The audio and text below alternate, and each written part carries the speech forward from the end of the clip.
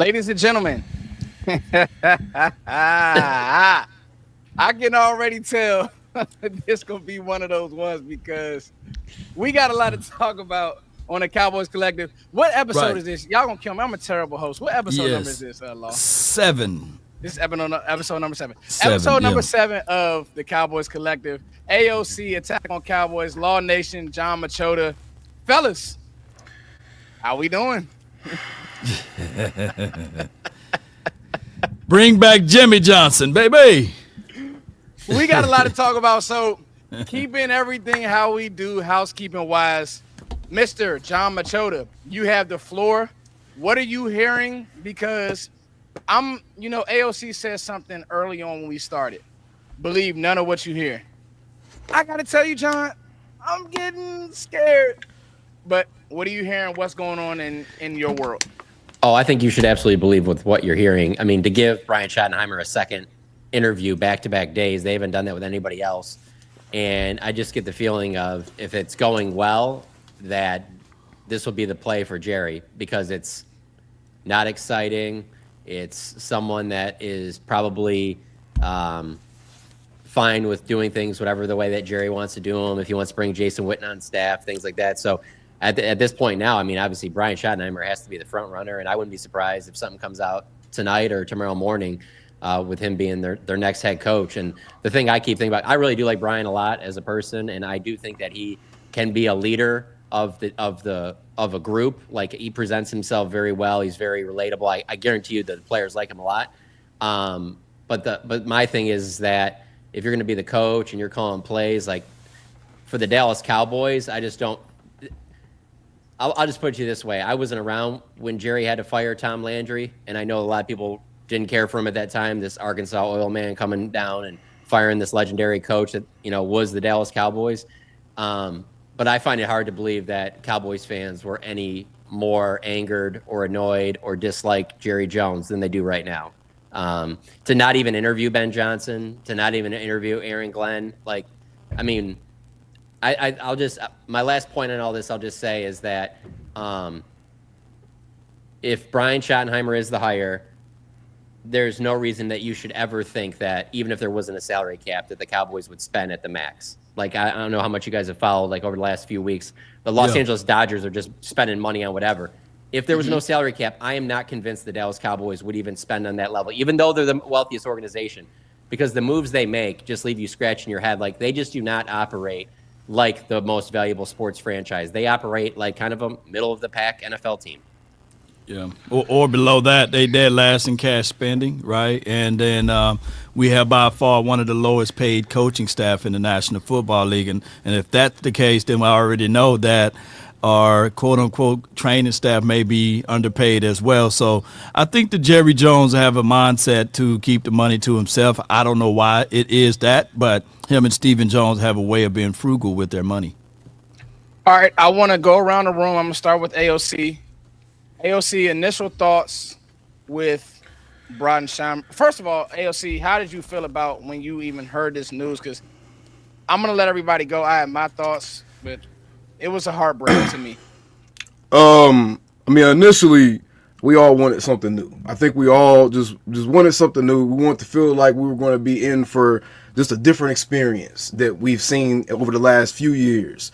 And when we initially heard Kellen, we were like, Kellen, he got his things about him. Yes, we know his offense can be inventive, but it can also be inventive at the wrong times. So it's like, all right, yeah, Kellen got his hitches. And then they threw out Brian Schottenheimer. I think that was just like a kick in the kidney for everyone because it's such an underwhelming name.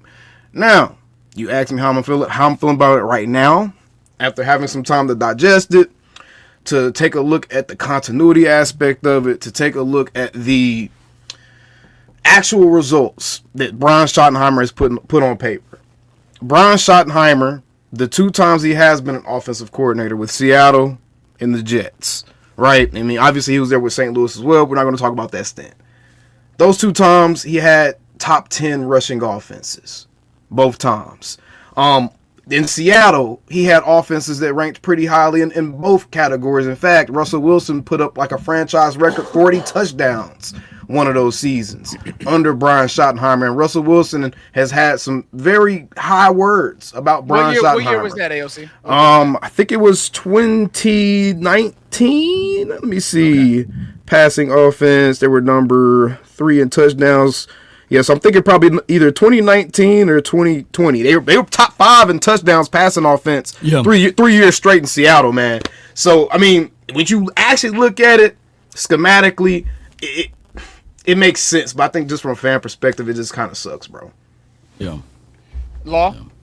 I mean, you're looking at what he's saying is that basically Schottenheimer been in the league since 2001, so he knows football. He turned down 2 head coaching job opportunities as far as interviews, I believe. Mm-hmm. So I don't think that he is chopped liver, and we got to contribute the fact that even when we did go 12-5, when Dak Prescott was all pro, you have to give at least some kudos and credence to the play installer. I guess he was doing that over here out of Brian Schottenheimer. I heard that CeeDee Lamb is very a fan of his. So we would now see him stretch his coaching knowledge, and he speak with authority. I don't see him missing for words, and especially when he's going over everything. I hear a guy that knows how to call out defenses, call out offenses, and these sorts of things. So we would get more from him opposed to Mike McCarthy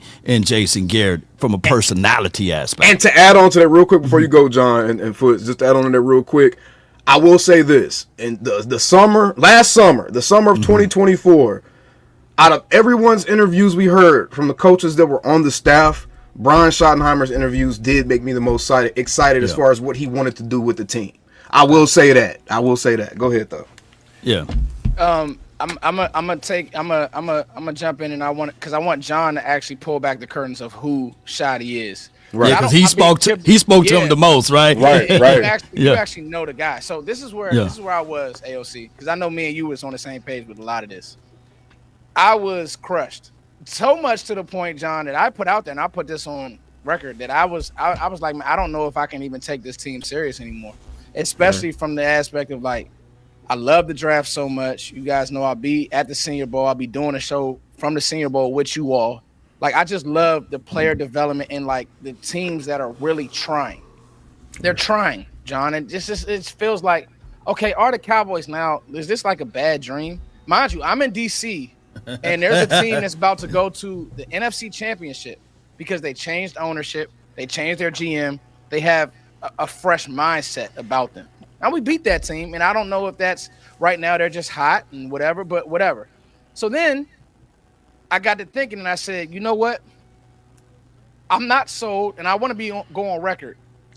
Brian Schottenheimer would not be my pick. I'm not mincing words about that. However, I do think there is credence to what you said, AOC. He can capture a room. That was always my question with Kellen Moore.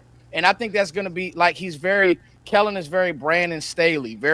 He can X and O you to death, but can he look at a man and get a man to run through a wall? Something that Law said that I've actually done a lot of research on.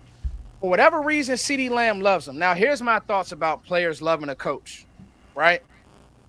You love your grandma, but your grandma feeds you sugar, she feeds you pie, she feeds you junk. She don't make you eat vegetables when you go over grandma's house. Right, John? So yeah. I get kind of scared when players, this is the player's coach, because at the end of the day, that was kind of what we were trying to get away from, is guys who we wanted to at some point make these guys uncomfortable. My last point is, this is where I think AOC and myself, and I don't know where you are. Well, John, I know that you are with Jeanty. There's a whole Twitter world and atmosphere who, like we said, there's the Twitter following who, no, you can get this guy in the third round. No, you can't. Cam Scatterboo. I do think that he will put a strong emphasis. The little I do know about, and that's why I was asking AOC when all this happened. I don't know that much about Brian Schottenheimer. I'm gonna be honest with you, but I do know that he will run the hell out of the football. I mean, to a like, it's literally like run, pass. That's what his thing was. Run, first down, second down, pass. To that point, to kind of add some more context to that, the issue that he had in Seattle towards the end of it was philosophically Pete Carroll actually wanted him to run the ball more. because they felt like they had got pass happy towards the latter half of the season. The beginning of the season, Seattle's offense they were busting tails, bro. I mean, tons of numbers, big numbers all over the place, but then defenses figured out, hey, we're just going to drop 8 and pretty much play with everything in front of us. And they just never adjusted, and that was an issue that Seattle had with Brian Schottenheimer in his last days there. So that's just what was reported around the time. So yeah, and it was also stated that, Mike McCarthy, and I think John can contest to this, I think Mike McCarthy didn't like a lot of motion in his offense. But I heard that Schottenheimer, he loved to do motion. So that's why CD, you got him inside the slot. You can move him on the outside. You can put him back in the inside. So those are the reasons why. And he talked about utilizing Vontae Turpin a lot more in jet sweeps and end arounds and things like that. Anytime that I seen with Shotty is that with the Seattle Seahawks, they drafted a running back in the first round by the name of Rashard Penny, right? Yeah. And Chris Carson's end up trumping him as it relates to who get the ball the most because he's going after production. So we are in a running back heavy draft, bro. Yes, and if sir. we go and I'm not putting all of this Kool-Aid on Shotty, but I'm just saying that we are in a running back draft, a heavy one, and you're going to bring him in as a coach. One of the things that I've been banging on the table for is run the ball so that Dak Prescott can be that play action quarterback and get back to his, all pro level. But go ahead.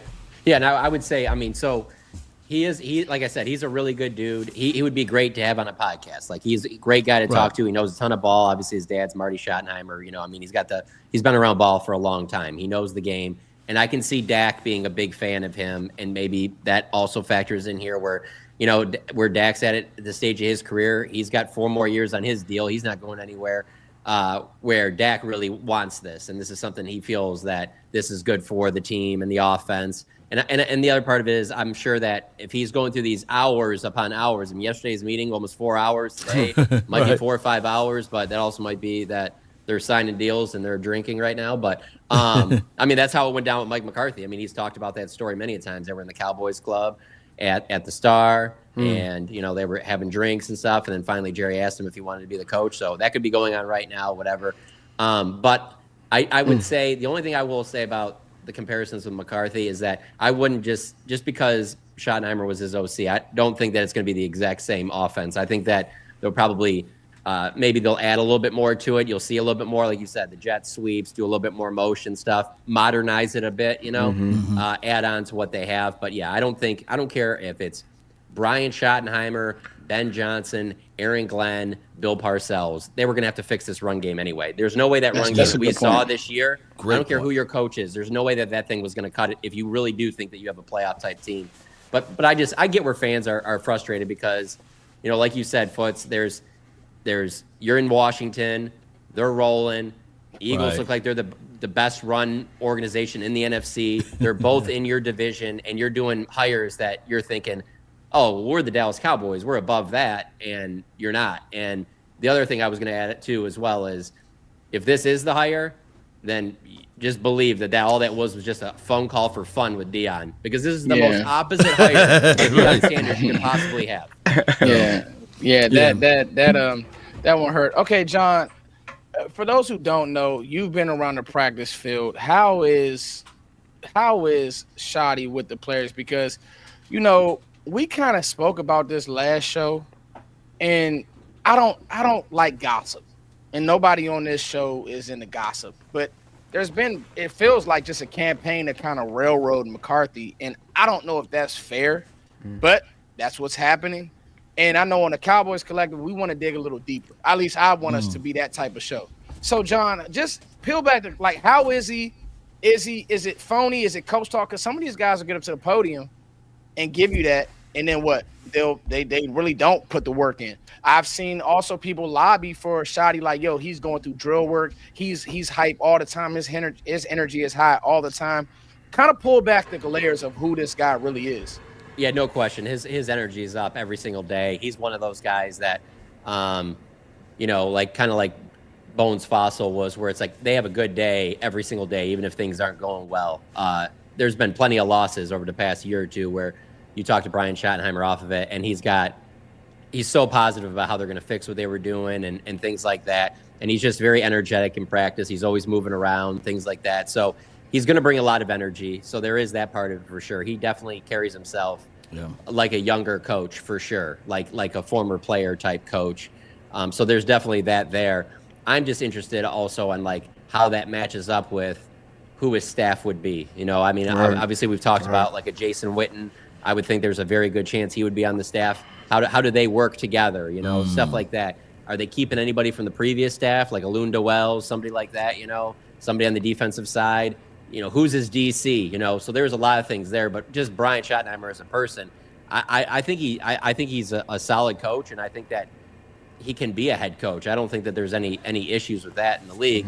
I just thought that coming off of the way that things were going, I just thought that the Cowboys would just go in a completely different direction. But, you know, it also speaks a little bit to the fact that if this ends up being the hire, then I really don't believe they had a great plan coming out of the end of the season. That this is kind of let's do this. Yeah, no, we'll do that. Right. So to interview the people that they interviewed, and then for them to ultimately go with Brian Schottenheimer, as if that's what they do. That doesn't seem like that was a plan.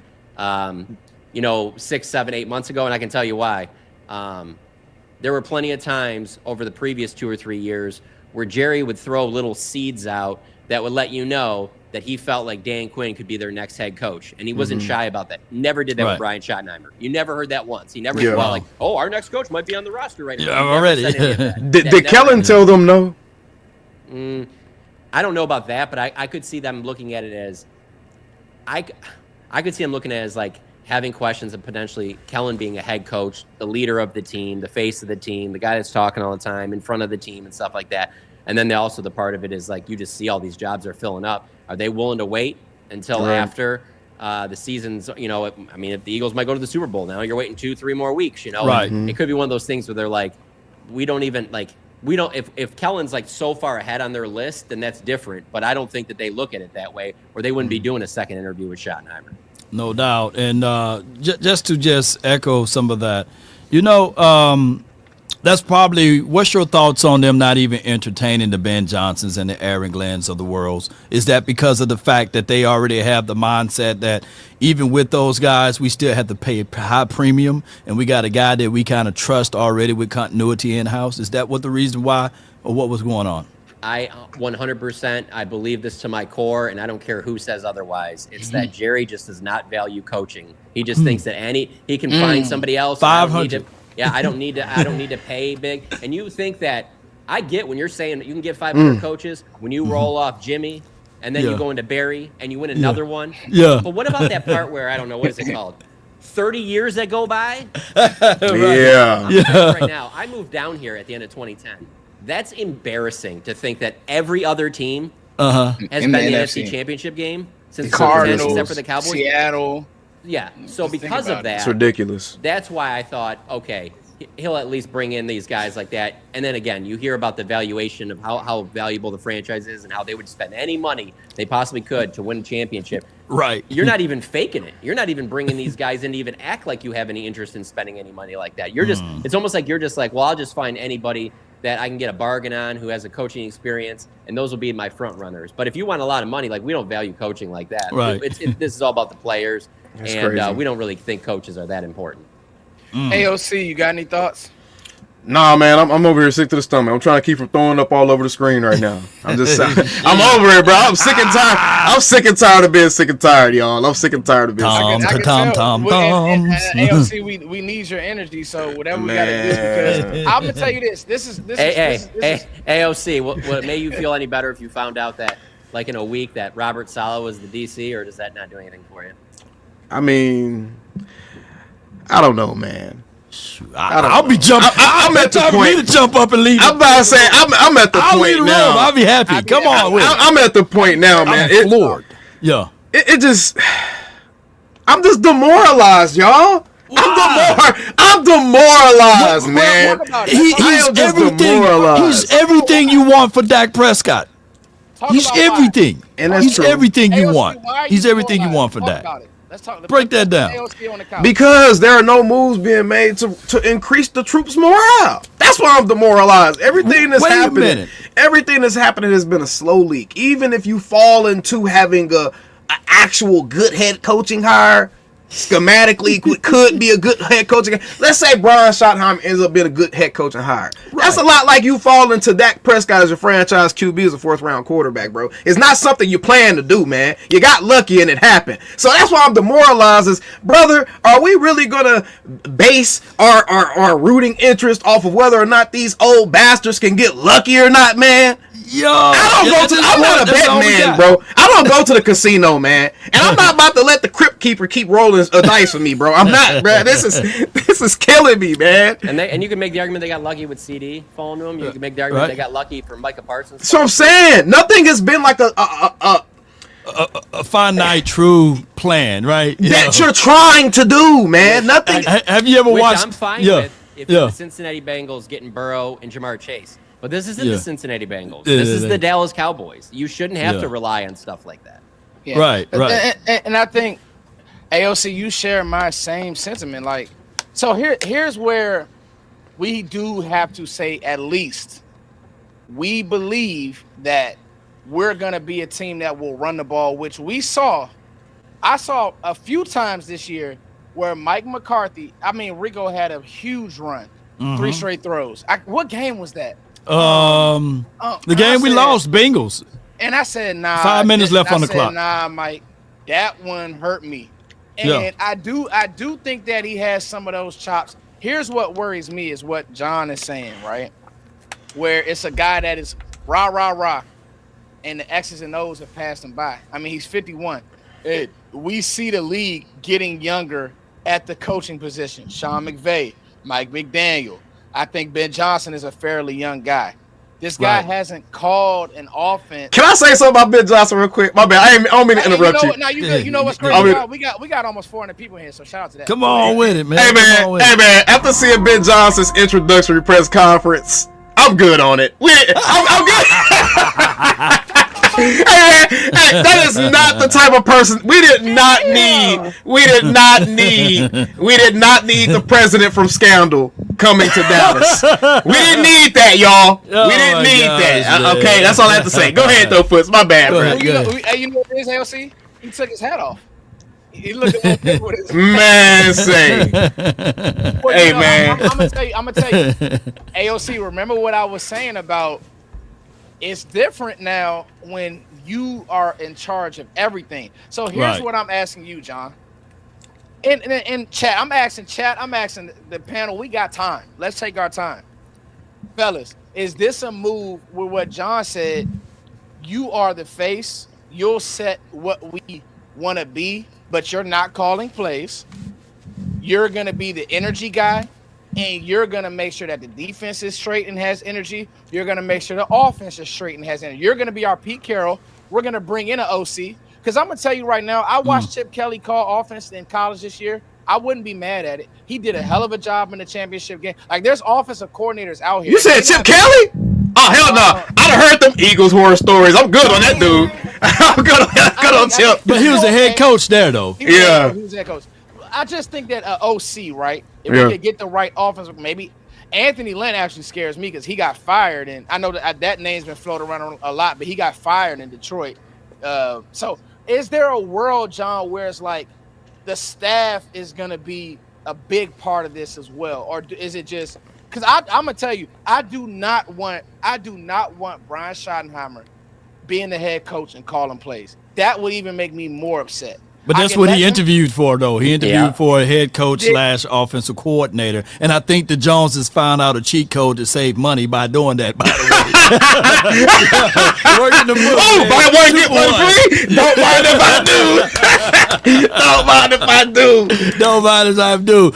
But I can tell you, if these jobs land, Tashard Choice and DeMarco Murray, maybe John can tell us a little bit more about that, by these guys being linked to the Cowboys. Immediately, we better than what we were last year out of a Jeff Blasco, because now you got somebody who played the game, right? And you got somebody who's familiar with the star. And whoever we draft, like I said, this is a big draft league for the running back for this upcoming draft. And I'm quite sure we got to get at least 2 running backs, man, out of this draft, and we be okay. Yeah, I could see a world where, like, Lunda Wells is the offensive line coach. Would love that. Marco Murray's the running back coach. Jason Witten is the running coach. I'm okay on Witten, but I know he'll be here. Mr. Yeah. America. Oh, yeah. No, and that's the thing that I really wonder about all this, especially when it's taking all these hours to figure out, is them trying to find a head coach that's cool with, hey, in the next 2 or 3 years, we're passing this thing off. Shoddy! Right, Shoddy! we're going to pass this thing off to Jason Witten, and are you cool with that? And to be honest with you, who in Brian Schottenheimer's situation wouldn't be cool with that? Right. You're in your 50s, you get a chance to be a head coach of, there's only so many of these jobs out there, and let alone to be the 10th head coach in Dallas Cowboys history. Like, who isn't? Right. So I do find that funny a little bit, like when people are critical of oh, you're just trying to be the puppet or whatever. Who wouldn't? Who wouldn't? Tell me right now. Who? I wouldn't, John. Damn it, I wouldn't. Yeah, you would. Yes, you would. This is the Kardashians, man. Come on, man. Should be the difference in money. Because for even them, like, okay, so what do you think he was making as the OC, not calling plays? Maybe $1 million a year. As a head coach, he's not going to be making any less than 5 or 6, and you'd think even more than that. So there's no way anybody would turn that down, that opportunity, even if it was like, hey, you're only going to do this for 2 years, and then I'm passing this thing off to Witten. Now, that's not the right way. Like, that's not how I would run an organization. But with how dysfunctional the Cowboys are, you can't rule things like that out. So, but I do think that if it is Schottenheimer, I think he's going to be the head coach and play caller. Yeah, I think so. I've listened to Lunda Wells talk. That makes me excited. Because if that feels like that Al Harris, I just didn't think our line was coached up. I don't think they were gritty enough, and I think some of that could be, shoddy. Is this a? It's funny. Hey, real quick, me and Todd Archer at ESPN, he always talks about this, and I agree with it completely. So if you're ranking your coaching staff, the most important is obviously your head coach. And then the next up is whatever, offensive coordinator, defensive coordinator. But the next coach after that, I believe, and Todd and I talk about this, it's your offensive line coach. 100. It's so hard to find good offensive line coaches. If you get a good one, hang on to them because just the continuity it provides for the entire offense, everything like that. And heck, just following the Cowboys, when they've had good offensive line coaches, usually things have gone pretty well. So I think a lot of people would be on board with Lunda Wells in the locker room. Listen, I like the way that Fergie developed. Fergie took a step back this year.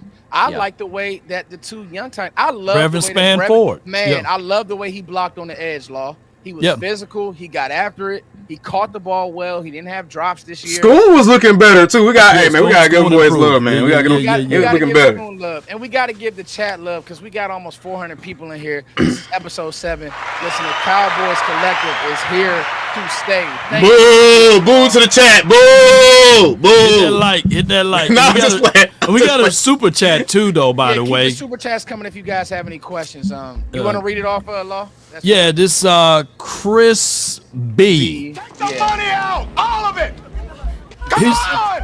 He said this front office is a joke, and I'm really tired, man. He's like the AOC of the chat. Chris B. He said that this front office is a joke. Now to laugh at this front office, there's one thing that I'm gonna say here, and I'm not putting sugar on this or giving you guys honey for the biscuit, but what I'm saying is, there's a movie I watched. Enemy of the State. Gene Hackman was played in that movie. And he told Will Smith, he said, either you're incredibly smart or you're incredibly stupid, right? So what John said earlier. I see what you getting at. What John said earlier opened my mind up to a whole nother level. If they can fool around and finagle and squeeze Robert Saleh in as our DC, all will be forgiven because I think we keep continuity with the offense. And we add in a little bit mixture of modern stuff with Brian because he's going to be a little bit more adapt to trying to change it up and switch it up a little bit. But now we bring mentality to this defense that we all can adapt to, and it will bring certain relations. Maybe we can get on the phone and call Quentin Williams to come over. Maybe we can talk and lure Sauce Gardner in or whatever it may be from the Jets. But if we bring that mentality here, it will be great for the Cowboys. Oh, man. And to play along with what you just said, a direct quote from Shotty himself. He said, quote, "We want to play physical, fast, and to make everyone cover the entire field." Yeah. I want us to be able to play fast. So he's someone, and even if you look back at how he was calling plays in Seattle, and Okoye Media did an excellent breakdown that we're going to react to on the channel later. But you can see that a lot of what he does when he's doing his play calling, man, he play calls with intention. His play calls are for the purpose of he'll have a decoy almost every play. Either you have fades on the outside, and so you can have somebody over the middle that's going to come running free. You have a running back being trailed by another guy or something. There's always some type of diversion going on within his play calling that's going to make to where he always has guys open. Now, is this the old thing? Do you get too pass happy because you're piling up those points and you're piling up those yards? Can you stay disciplined in your play calling? And I think that's what Schottenheimer's deal is going to be, because he knows how to play call. He knows what he knows football, man. He's grown up around football. Some of the greatest minds in football history, bro. He knows football is, can he stay disciplined to what fits this team's needs the best? And I think that's what we're going to be looking at. And y'all done talked me into Schottenheimer up in this month, man. What the hell going on? You talked yourself into it. You did. I mean, that's kind of sports, though, man. Like when you're a fan of a team and you've been all your life, like, what are you gonna do? You know, you can say that you're not gonna follow the team anymore, but it sucks, man. Like yeah, you will. You know, and yeah, you might not follow it as closely, and you might not sit there and read as many articles or pay attention to it in the off season. But once that season comes around, and if the team looks good and stuff, you buy back in, and that's just the way it is. I mean, I just think of being a sports fan. Let's say we'll round it off and say, let's say you live 75 years of life. You're fortunate to see your team win a championship. I'll say 10 years. If you've seen it 10 times, you're real fortunate for that. So that's 65 years of just complete disappointment because your team didn't get it done. Like that. Right. That's what thing. It sucks about sports, isn't going to a movie or going to a concert where you're like, no, I'm gonna leave enjoying this. Like, you're not guaranteed that you're gonna get a lot of. I need a new hobby. This shit just got dark. Hold on, man. I have to go get some air or something, bro. This got. I grew up in Detroit. Put together that team that they just put together this year and lose to that Washington Commanders team that's not like that. Yeah. You start thinking about things like that. Yeah. No, John, I'm gonna tell you, I'm listening that Washington to AOC. Commanders team is not like that.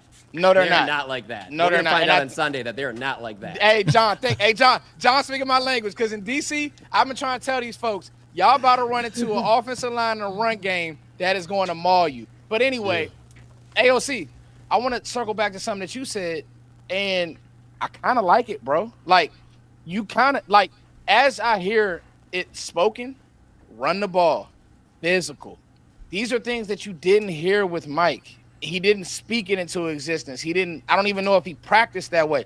One thing I always said about Seattle's teams, they were physical, John. There was not one Seattle team that so what if it is Brian is going to practice certain things a different way. He's going to put an emphasis on the running back. It was malpractice. I would want to know this, John. Maybe you could come back with a deep dive for us. I would want to know, what was the plan the last 3 years at the running back position? Because it was malpractice to me. It was, I like Deuce Vaughn. Cool story. His dad's a scout. Great story. Small guy, beat the odds. It's not realistic. It's not. I like Rico Dowdle. Cool story. 1,000 yards. You know why I don't like the 1,000-yard stat? Because do we look at Najee Harris and say he's a great player? Anybody want Najee Harris? No. He's had 1,000 yards every year he's been in the league. He's a 1,000-yard runner.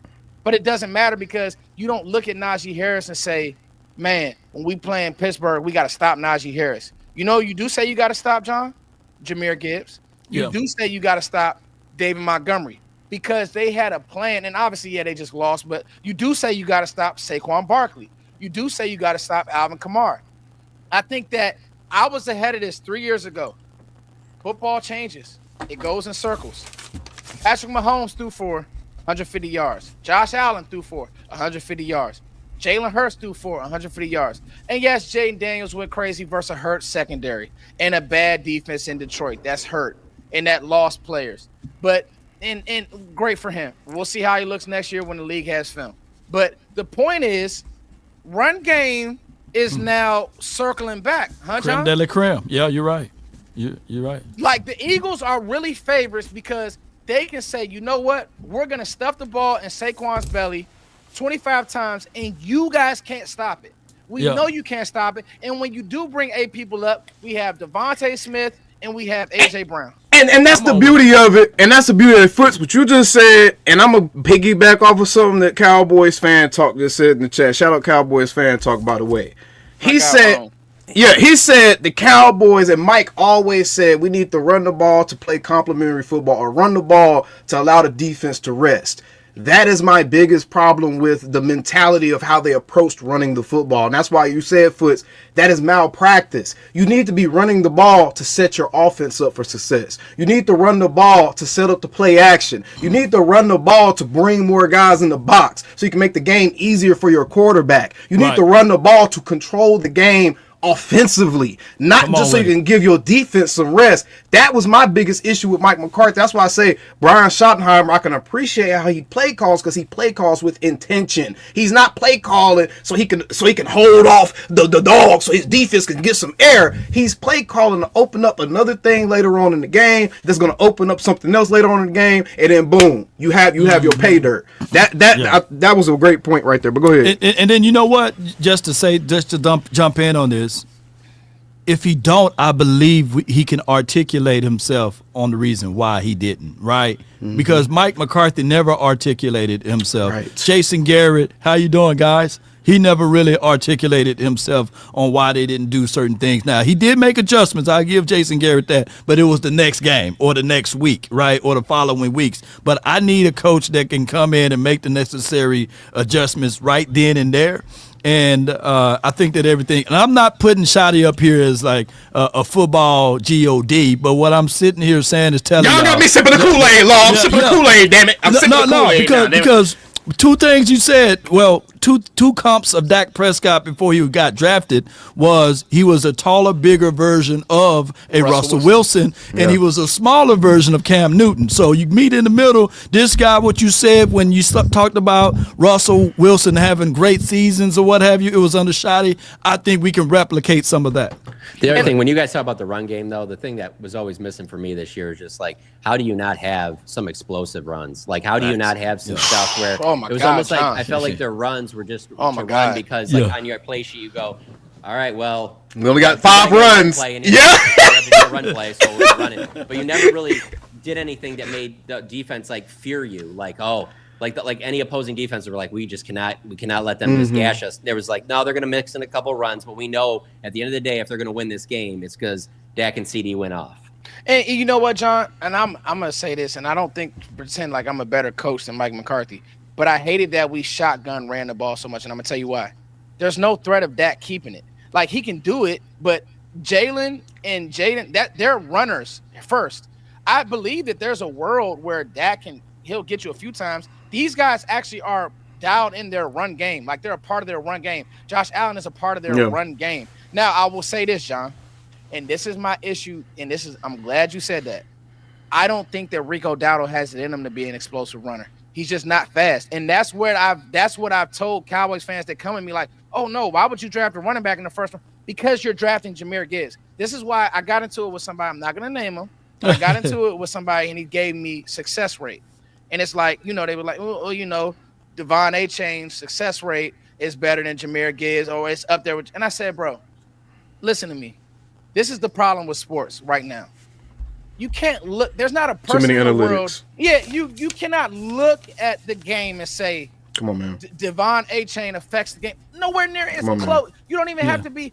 My grandmother could say, hey, 28 from the Lions, keep giving him the ball. I like Devon A-Chain. Loved him. Yeah. He, great. Texas A&M, the whole 9. Covered him, Law. We talked about him. Yeah. Yeah, I get it. He cannot tie Jahmyr Gibbs' shoes. I'm going to tell you somebody else who's there, but he's not. I like him better. I like Jahmyr Gibbs better than Bijan because at the end of the day, Jahmyr Gibbs can catch the ball at the backfield. He's a home run threat. He runs hard. Who does that sound like? And he's a creator. Yeah. Who does that sound like? That sounds like Ashton Jeanty. But there's people who will say, well, no, get Amari and Hampton in the second round. Get your tackle first. Yeah. Well, no. And you know what tackle. Happens, John? And you know, John, you know this. And I remind all my draft buddies who get on here and they have every plan in the world. And I'm going to say this till April. I'm not changing. This is what happened with Jared Verse. People said, oh, he doesn't bend the edge. Oh, wait. I knew I knew at training camp Burst was going to be this, John. He was killing our offense line, every one of them. And I said, you know what? They got one. And so I think what happens is we get into this world where it's extreme overthought. It's extreme. Oh, wait. Somebody told me the other day, well, Travion Henderson is as good. I said, no, he's not. He's not as good as Ashton Jeanty. I like Travion Henderson. He had the foot injury last year. That's why they brought in Quinshon Judkins. He's not as good as Ashton Jeanty. But there's going to be people who will find a reason, find a rhyme. This is that. And I don't believe in that. Yeah, and my argument is with Boise, the next running back should do it because they keep saying that, well, he played for Boise, so every running back at Boise should do the same thing that Ashton Jeanty was able to exemplify. And here's the thing. I think that when draft season hits, it's the need to be right. And when you talked about what Gibbs did, that's a great point, Law. Man, you need to be right. Everybody wants to do that. That need to be rightism is running rampant in the community. It's a rough thing to be in. And I may have a favorite player now. The combine may change my mind, and I go back and look at other film, and I say, oh, yo, this guy, I like him better now. So I have the right to change my mind, but I have a right to be happy about a player that I like, and I can say, hey, he's my favorite player. But at the end of the day, when you talked about Gibbs in that game versus the Washington team, the dude averaged 7.5 yards per tote, y'all. And he touched the ball in the second half Looney Tune 3 numbers, times. bro. And I don't know what Ben Johnson was thinking, but he touched the ball 3 times in the second half. And I'm sitting here like, wow, this dude is averaging 7.5. So, but neither here nor there. If Dak Prescott have those type of numbers as far as a running back averaging that many yards, he's undefeated. So that's what I'm trying to tell y'all, if you guys can get out with that type of running back, easily. Yeah, easily. Like his numbers are crazy, and I'm not campaigning for Dak because all the time keep doing it. Like he's been a Dak Prescott apologist. Like he got a crazy number when the running back is averaging 5 or more yards per run in the postseason. Keep this in mind. Even with Washington, both running backs was averaging over 5 yards per tote. So that's why you get your young quarterback able to make some throws because it's easy one reads because they can't stop the run. So, but neither here nor there. Y'all go ahead because I'll take over, man. Come on. I was just gonna say I'm in on Jeanty even more than I was before just because of the fact of if this is what you're gonna do in the offseason, like you need some type of a spark. Like that last season was just too stale, and you're not really doing anything outside of that whether it's with the roster, coaching staff, or whatever. So how do you bring a spark to this team? And you need an immediate impact player. Right. You really do. And I just don't see somebody that's like now, like I said, I know you mentioned a lot of good running backs, Foots, that you possibly get in the second round, third round. I mean, obviously DeMarco Murray was a third round pick and he was outstanding. But I just feel like you really need that type of major impact player that really boosts something on the offense. I mean, maybe it's a wide receiver. I don't know. I mean, there's a lot of stuff that'll happen between now and the draft. There'll be receivers that run faster than people thought and guys that tear it up in their pro days and stuff. But as I sit here today, I'm more in on Jeanty if he's there than I was even a week ago, and I was all about it. Yeah. You got anything to add, AOC? I mean, as far as the draft take, man, I think I'm leaning more running back than anything because if you really look at it, it's as simple as this. Close. Exactly, and it's as simple as this. I mean, all the arguments can be ended with this. You have a wide receiver one. You have so you're not looking for someone that's capable of being a wide receiver one. You're looking for someone that's going to be a good complement to the guy that you have already, right? You need a running back. You need someone that can actually play the position, bro. Like you need that dog, that top dog at that position. So which position do you need more? Ashton Jeanty, man, go get that dude. Quit playing, bro. These playoffs has shown me nothing but running back. The only player that I'll walk back with that is Tet. If Tet is there, that's the only guy at the 12th pick. Because he's wide receiver one. You can't find a Tet in a right. I like Trey Harris. I like Savion, but you can't find a Tet. I agree with that in the later rounds. Maybe a Devin Neal can do something for us. The Dylan Sampson. Maybe those guys can do, but they won't be of this kind of caliber of an Ashton Jeanty. But what I'm saying is that basically, I won't be able to pass up on Tet though. That's just me. Shit, 10th, you trade back 1 or 2 spots and you get some more picks, man, and still get Ashton. I need Ashton, bro. I need that running Ashton. game. Ashton or die, you know. Okay, I feel you. I don't understand why you guys are just dismissing them already having Jonathan Mingo. Like, you guys just forget about it. All right. Somebody remove John. Kick John out. Remove John, man. I like Spicy John. Now, I'm gonna tell you, Jonathan Mingo, baby. I'm gonna tell y'all though. The thing, so you're gonna get a lot of the Bears take Ashton Jeanty. That's been a question in the chat, and we'll get to some more questions, y'all. Offensive line. They're going to take offensive line. Caleb Williams need O-line. Yeah. Listen, that's the Will Bears Campbell line spot. Is disgusting. It's disgusting. I mean, yes. Listen, they may even go Donovan Jackson, the guard tackle right. from Ohio State. He helped himself. At the end of the day, the Bears can't be taken serious. Like, I don't think the Cowboys. I'm gonna tell you. To John, this goes back to my Rico Dowdle. And maybe I'm a Rico Dowdle hater. Cool, whatever. But I'm gonna tell you, his hair look better than yours. That's what it is, ain't it? I'm gonna tell you, LC.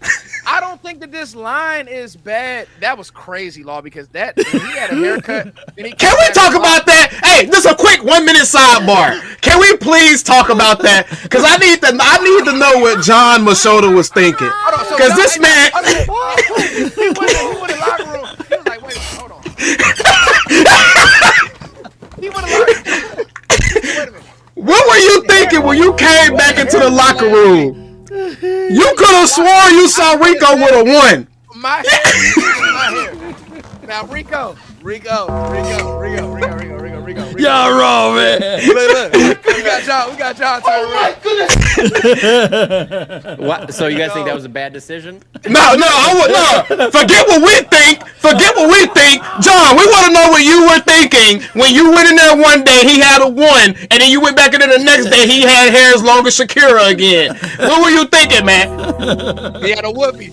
My man went from a 1 to a Come 1. on, man. Rico may be back on his team next year, man. You gonna put John in there. I gotta go in the locker room. We don't. All right. I'm looking out for my guy, John. Man, Rico know what he did. Hell, Rico, he can't get mad at no stuff like that. He know what he did. Rico got mad at me. He stopped talking to me. Hey, AOC. Why would he think nobody would notice that? Come on, man. I the one pointed it out. Come on, man. Hey, I thought I went into a coma and woke up a year later or something. I was like, damn, I could have sworn this fool cut these dreads off. We was all talking about it. Oh, Rico about to take that running back position serious. He cut his hair off. He's a new Rico. 2 weeks later, You better leave Rico alone. In all seriousness, I tell y'all, I think that there is something to Bass. I think that there is something to this line, right? Yeah. And so there were times when I'm watching Rico and I'm like, man, you leaving yards out there, like, what is, and so to me, like, well, who's my other guy? What's my man who they put out there? I can forget his name. The other guard. This is terrible. What team? Players for us. Brock Hoffman. So they had yeah. Hoffman. He obviously lost his job as a center, but I think that they look good as guards. I just can't. To me, it was just times when I'm watching Rico, I'm like, man, he leaving meat on the bone. And so I say all that to say, this is already an Ashton, who people are gonna. Get ready for this, guys. I know this isn't draft talk, but we can get it. Everybody's gonna point to the Penn State game.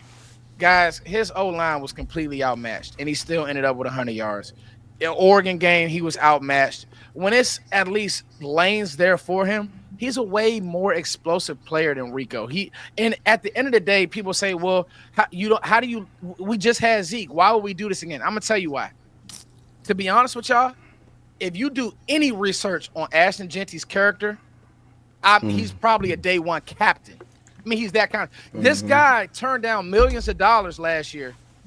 He didn't want the NIL money to leave. Alabama named the Power 5 school they wanted him. He turned the money down because he made a commitment to Boise State. Yeah. And he stayed. So it's just a military family. he's that type of kid, and I just think that why wouldn't you want that on your team? And we got to talk about usage. Who's gonna touch the ball the most? Running back. Well, it's been reported that Frank Gore is lobbying for him to go to the San Francisco. He's banging on every table to get Ashton Jeanty to go to San Fran. Who Frank Gore? What Frank Gore got to do with Ashton Jeanty? He let's stay our Cowboys business. What are you talking about, man? Who the hell is Frank? Frank Gore ain't got nothing to do with you, man. He like him though, so that's another team that has to go O-line to me. Offensive line. Their O-line is very bad. So okay, this is where I want to kind of cap this. Is there any chance, John, that this is smoke screen? Is there somebody else coming, or is this a done deal as far as Schotty? To you, I mean, I'm not saying it's a done deal, but it's got to be pretty close if they're doing a second interview with them back-to-back days, you know. And then the other thing is too is you just look at like the other jobs that got filled up, and then the fact that they didn't even talk to so many of those. Like, there's no Joe Brady. You know, they didn't talk to Liam Cohn or any of these other guys. So that's the reason why. Like, you look at who they've talked to, and then to have Schottenheimer back in on a second day, it just I'm sure that things went well yesterday, and they were like, hey, let's bring him back in. This could be the right guy. He's willing to do these things that we want to see on the staff, like bringing Witten. And then the other part, which I think is interesting too, is that so Brian Schottenheimer obviously has a close relationship with Mike McCarthy. Mike McCarthy had a good relationship with Marty Schottenheimer. Right. But he had to have gone into this meetings talking about how all the things he would have done differently offensively. Mm-hmm. There's no way he's going in there and going, no, we're just going to do the same stuff that Mike was doing. So that's the interesting part to me, that if this is the hire, I'm interested to see what did he tell them that's going to be different that made them think, okay, yeah, this makes sense. Like, I mean, how is this going to make the offense better? Why is this a smart idea? And then the other part would be, what's his plan for the defense? Like, who's his DC? What are the plans there? You know, are they bringing back Mike Zimmer? I mean, are they going to go out and get somebody else that's out there? So there's still like so many questions that would have to be answered, but I think he has to be the clear front runner right now if he's getting a second interview.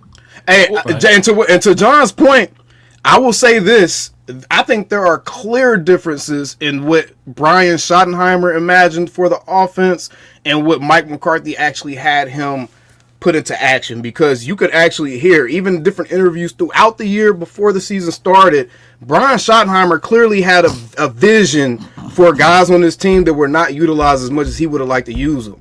And he had a vision for things he wanted to do with his offense that we did not see as much of. I think all the motion stuff that we did start seeing a little bit more mixed in, and the offense start moving a little bit more, I think that's more shoddy than anything. Brian Schottenheimer...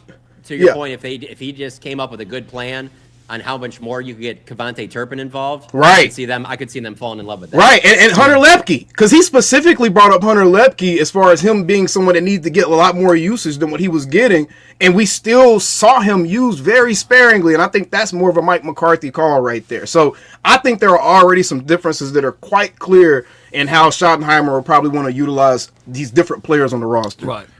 All right, so bingo. I just saw something from Nick Harris, and obviously we know Nick in this community. Okay. That there actually is word that he could possibly. Well, this is Zach Wolchek kind of, and this is all speculation. So I mean, John is getting this type of stuff as well. John, could he be the OC and not the head coach? Is that what that second meeting was about? And do they have another head coach in line? Like, is this, because now I'm just like, we just did a whole show on him possibly being a head coach, and I see this, and it's like, what tea leaves? Because I like, what head coach would it be? Would it be? I don't think there's any way they bring in. I know we joke a lot. They're not going to bring in Jason Witten year one to head coach this team. No, but I do think there's a world where, is it like a Pete Carroll? Like, is it like what is? Man, Schotty already had issues with Pete Carroll. I don't think that. Yeah, I think it would be a defensive coach if that was what they were doing. Robert Saleh, maybe. Robert Saleh. Because what offensive coach How would you come feel in about there? that, John? No, I would be fine with that. I just think if you look at why would you bring in another offensive coach if you're going to let Brian Schottenheimer call the plays and keep the offense building off of things that they did last year? You wouldn't hire an offensive coach then. Mm-hmm. You'd hire somebody that would probably be a defensive coach. Robert Saleh. I would like that. And I won't even look at his record. I won't even look at his record of being 20-36. Man, that's the Jets, man, and Woody Johnson, them, man. But then somebody saying that's the Cowboys too, you know. No. The Jets. I wouldn't even look at his record. No. As long as we know we got the offense intact, because we don't even know what the Jets tried to do as a principle or a philosophy as offense on their end, you know. Have we forgotten about? Somebody said in the chat, and I wasn't going to entertain it, but have we forgotten about Mike Zimmer here? No, I think. I mean, it's possible. Oh, that's interesting. I could see Jerry calling me for a cup of tea. Like, hey, you too busy railing your young hot wife over there to be. Let me stop, man. He did good, and then we got to the 56th minute. He's gonna get his No.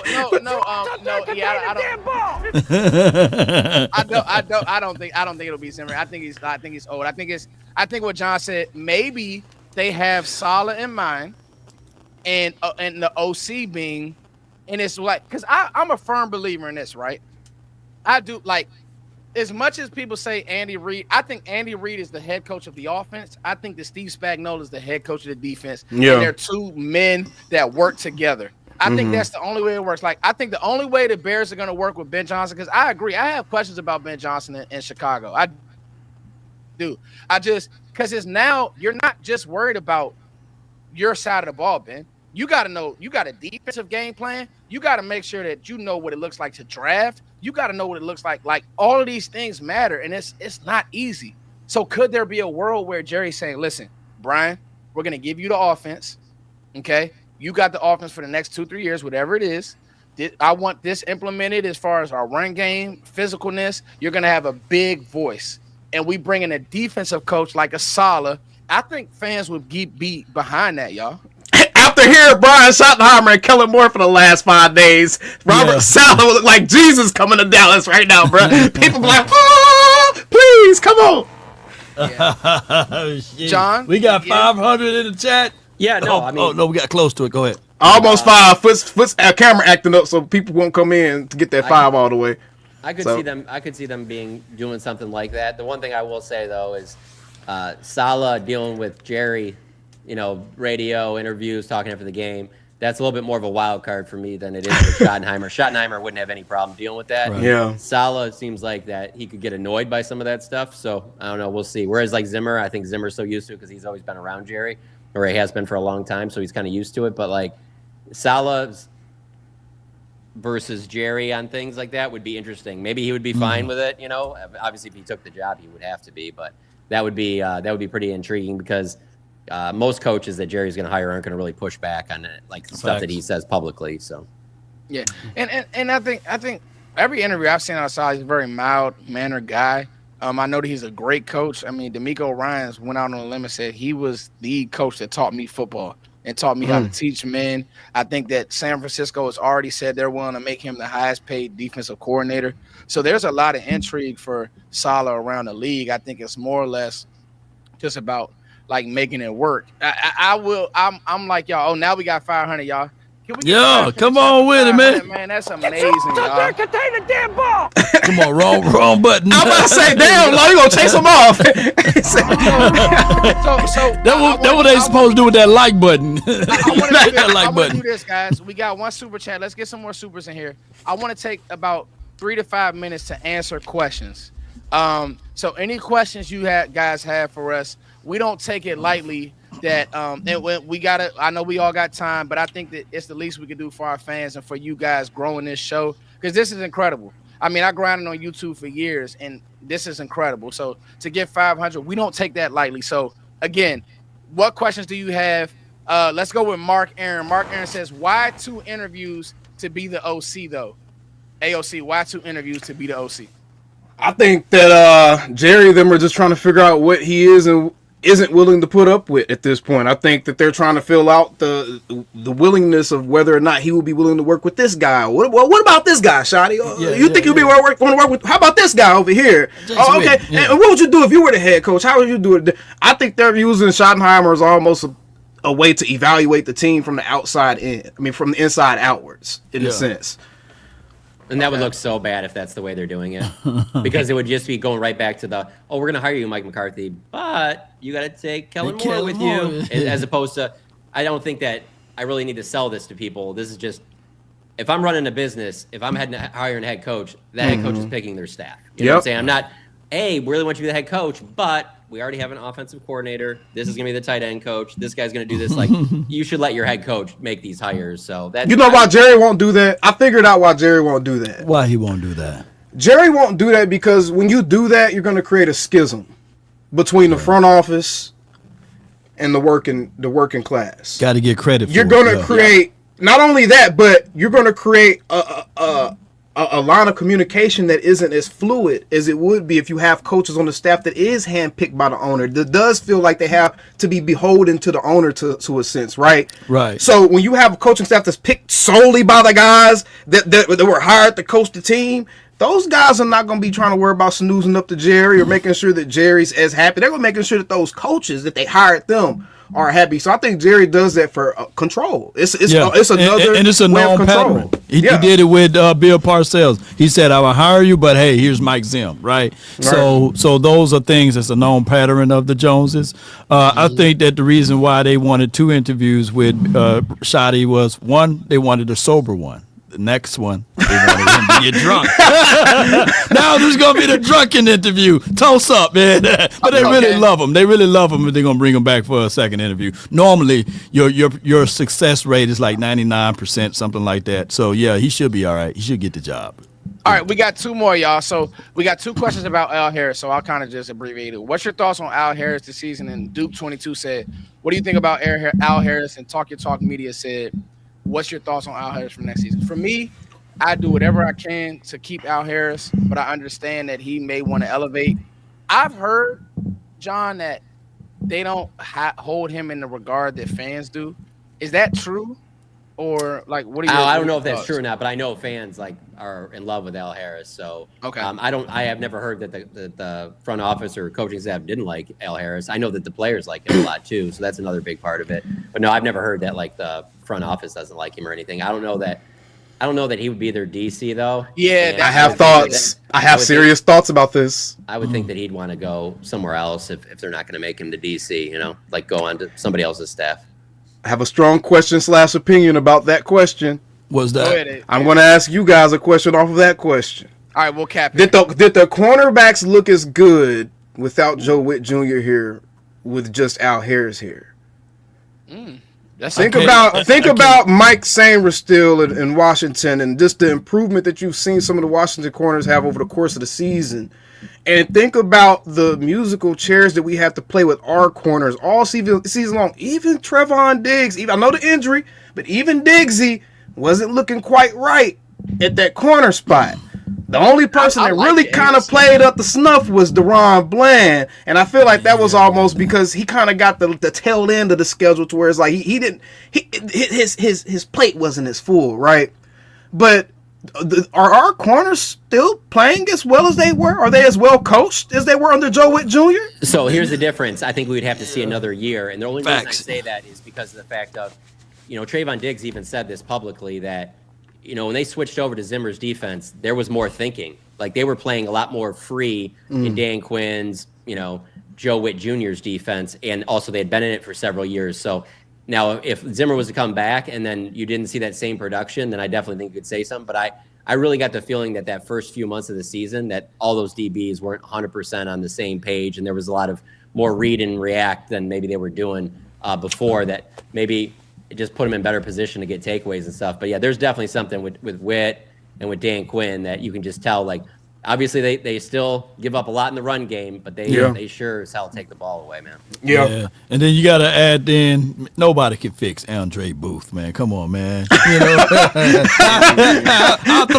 can throw John out there. He can probably do a better job, or Foots and AOC. One of y'all can do a better job than. No, you got to put me on the line. I can't be on the boundary. You got to put me on the line, bro. I can't be on the boundary. I will say though, I think every team, when you get injuries at corner, everybody gets. So that 4th or 5th guy is in that Booth territory. Every team, it's the same thing. And when that guy comes in, that other team's quarterback just starts gunning at that dude the entire time. So This is not just a Cowboys thing. I mean, it's tough to have 4 or 5 good quality DBs for sure. Yeah. And I will say this to kind of attack's point, and just the draft in general. Jay Lou played great, but why? Jay Lou can play in zone. He has great instincts. He can play off. He knows what's coming. Diggsy is a heavy man guy. He has to get his hands on you. He has to play press. I think that Bland can do a little bit of both. And to be honest, Kalen Carson just wasn't developed, and he didn't play well. So I think it's probably 50-50. And here's the deal with Diggs, and we've said it on this show. People in the chat talking about Diggs wasn't healthy. When is Diggs going to be healthy again? 2028. 2028 now. Hey, we got a super chat. Yeah, so we'll wrap with this super chat. How many fifths do we have again? Can we spend them on quarterbacks, CBs, and linebackers? So we did get 3 fifths and I think a 6, but don't quote me on that. Comp pick wise for a few of the players, like I think it was Dorrance, and so we do have 3 fifths. We have a lot of picks in the 5th. I'm gonna tell you this. I think that if it was me and we're talking about draft wise, Tricks, and thank you Tricks for the $5 super. I would think that Dallas is going to package some of that and try to get up. Move up, Get those top 100 picks, Get the top 100. I don't think that I don't think there's no way they stand pat or whatever. But I could definitely see them doubling up at running back, which I would be fine with because love Deuce Vaughn, but the story's over. I can see them. That man Foot's got you got it out for Deucey, man. I'm about to start sticking up for Deuce, man. I'm about to start turning my name to the Deuce attack out here, man. I love him, man. But Luke Hunter, you watch Hunter's gonna have a good year this season. I love him, but hey, man, it gotta look different, man. So, hey, is everybody good here? We good? We good, man. All is satisfied, man. I appreciate y'all on episode 7. The next episode gonna be great because it's 8. Come on with it. And I think so. Listen, just a quick housekeeping. I will be at the Senior Bowl doing it. Hopefully, we have a head coach. So we'll get nuggets from the Senior Bowl, and we'll have a head coach. So the next one should be a banger. So thank you guys for joining us. If we don't have any closing words, that is episode 7. Got one more super chat. Take the money out. Do you think we just talked about Al Harris? Kelly, thank you for the you better hit that rewind button, Kelly. We're playing with you, Kelly. Take the money out. No, we just talked about Al Harris. We really respect Al Harris. We just don't know. If they get solid, we just don't know. So thank you guys so much for watching. The Cowboys Collective is gone. 500 people. Boy, they said it's some more money, man. Steal. All right, y'all. We love y'all. Cowboys. How about it? Yeah. Don't